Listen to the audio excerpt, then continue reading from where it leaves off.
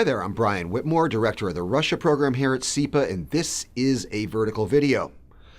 Don't look now, but Vladimir Putin's regime appears to have already breached NATO's defenses. But he's done so not with tanks, but with a bank. The Russian-controlled International Investment Bank has recently announced plans to relocate its headquarters from Moscow to Budapest, the capital of NATO member Hungary. Now, the IBB is not your run-of-the-mill bank.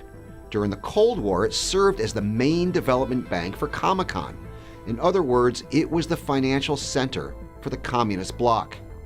And today, many fear Putin is deploying it as a center for espionage inside NATO.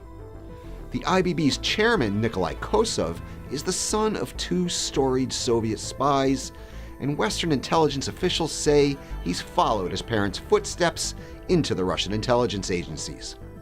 But despite this, Hungary's parliament has granted the bank diplomatic immunity, which will keep it safe from the prying eyes of law enforcement, intelligence agencies, and financial regulators.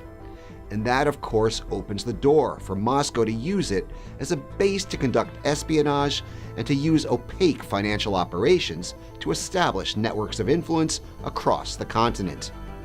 Now, this would be troubling enough if the IBB were the only Trojan horse to infiltrate the Western alliance. But it isn't. NATO member Turkey recently announced a decision over the objections of the United States and other alliance members to purchase the Russian-made S-400 air defense system. In addition to splitting the alliance, Turkey's plans to buy the S-400 opens up a Pandora's box of potential shenanigans for Moscow to unleash on the West, not the least of which is compromising NATO's air defenses at a time when Russia is beefing up its formidable A2AD capabilities in the Black Sea. And then, of course, there is Russia's infamous Nord Stream 2 pipeline project with Germany, which is dividing the European Union, threatens to increase the continent's dependence on Russian energy, and will pump as much corruption into Europe as it pumps gas.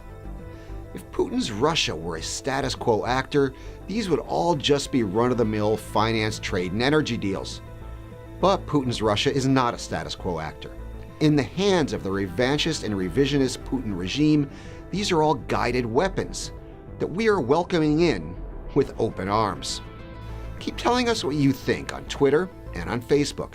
I'm Brian Whitmore, and this was a vertical video.